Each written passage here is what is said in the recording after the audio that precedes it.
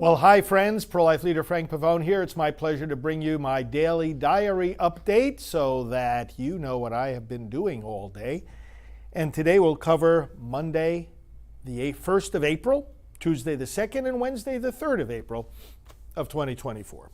So I was in Port Chester at my mom's house Monday morning, April 1st, having celebrated Easter the day before, and got ready for an early pickup to go to the White Plains Airport to come back to Florida. Actually did some early work in the morning once I got up on my laptop, but then had the car pick me up and go to the airport.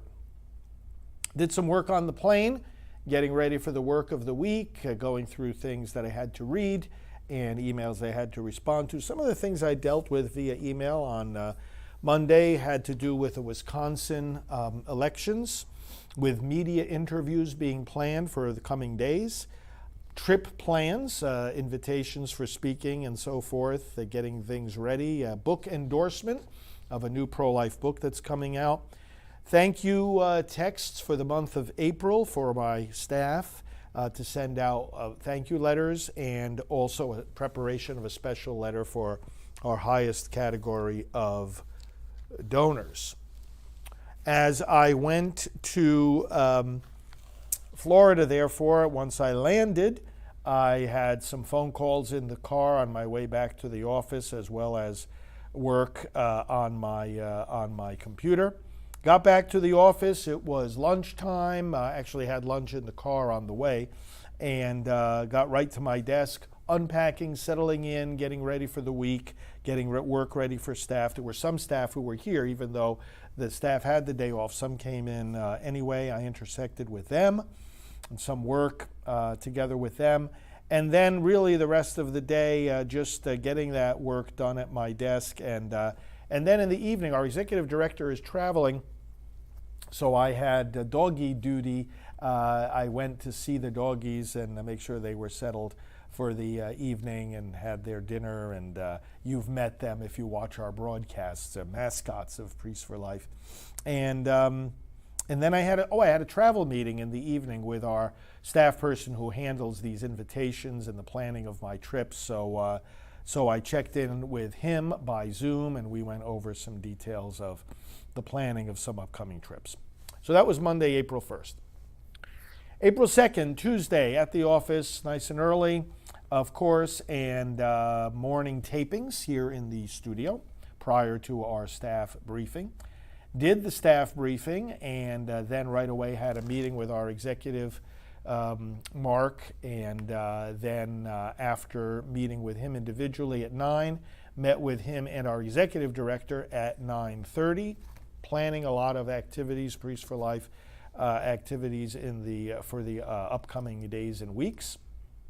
Went back to my desk, caught up on some work there. Some of the things I dealt with at my desk, emails and phone calls, had to do with work on tapings of programs, work on the election calendar, work on media interviews being set up, the leaders, pro-life leaders joint statement, some work on that, connecting with our social media department for updates on social media strategy, preparation for our regional coordinators' call for the Silent No More campaign, and revisions on an opinion piece that we're hoping to get published in a major paper. At 11 a.m., I had a meeting with our video production team, going over some work with them. That was at 11, followed by lunch, followed by more work at my desk, and then a 2 o'clock meeting with our some members of our executive team, talking about, of course, our ongoing projects. Right at the conclusion of that meeting, in fact, I had to continue that meeting in the car by phone, because then I had a normal routine follow-up doctor's appointment in the afternoon. Everything is going great on that front. Went to the doctor, came back. It was a 3:15 appointment, came back to my office, and then at 4:30 I was here in the studio and taping liturgical homily hint videos. So for every Sunday of the year, as you may know, we have a video that talks about the pro-life meaning of the readings. It's helpful for anyone, and particularly helpful for the preachers if they want to bring in themes of pro-life. So I did that taping at 4:30. After that, staff was getting ready to go home. I got end-of-day updates from staff. And then I also, at night, went over to Merritt Island to the office of our executive director, and she's traveling, and checked in on the dogs. And then from that office, I did the 8 p.m. Regional Coordinators National Zoom call, where we get these coordinators on the call and we talk about updates for the Silent No More campaign. These are great people, men and women from coast to coast, who are helping those that have had abortions to find healing and to share their stories. That was Tuesday, April 2nd. On Wednesday, April the 3rd, I had work here in the studio early in the morning, and then at my desk dealing with things like work on opinion pieces that we want to get published, approval of an email to go out to our supporters about the elections, travel plans for upcoming trips, and responses and plans for media interviews. Met with staff, had the morning briefing, did various work with them, and then at 10 a.m. got into my own car and started driving to the Villages, Florida, a little over an hour and a half away. And on the way, starting at 10, had a phone call with our national political coordinator, as well as one of our members of our data team, talking about handling communication with election volunteers and some of the data and some of the ways to make that easier. That was a 10 o'clock call while I was driving. 10:30, I had another call with our Public Outreach and Correspondence Associate. Mary answers questions that come into us by mail and email, and we had to discuss some matters, too, in regard to those questions.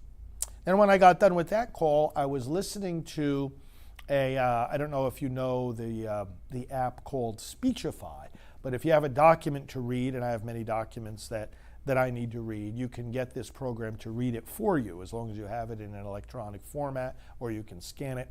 So there's a pro-life book I mentioned to you already, a couple of new pro-life books that I'm reviewing.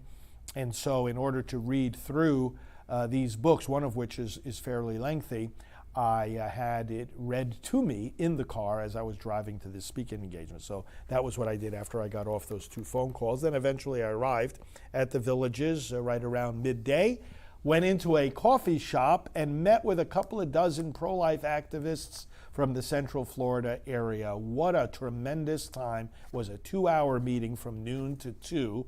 And I shared with them in detail my thoughts about the election, how the abortion issue plays into the election, took questions and answers, had a really great time with all of those pro-life activists there.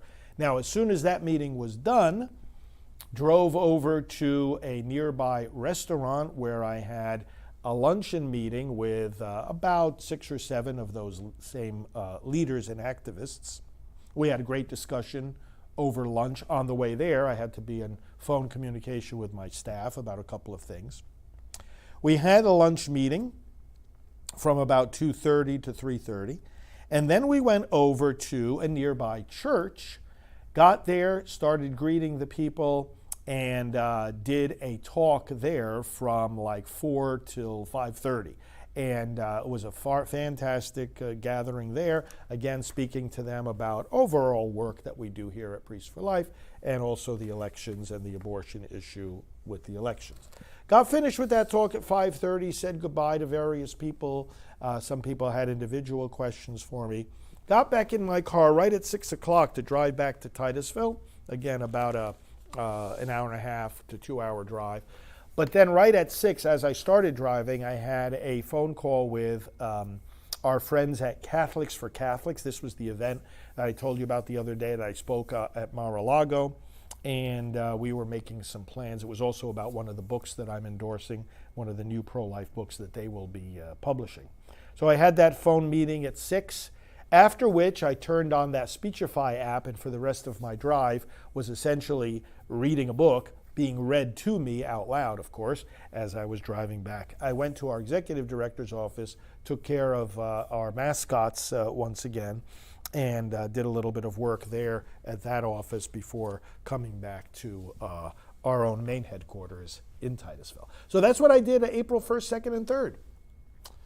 We who are leaders, should be an open book. That's my conviction. You support us. It's only right that you know how we're using our time, our energy, our resources. Let's continue to push as hard as we can for the protection of the unborn. We will succeed, brothers and sisters. Thank you for what you do for this cause. And we'll talk to you soon.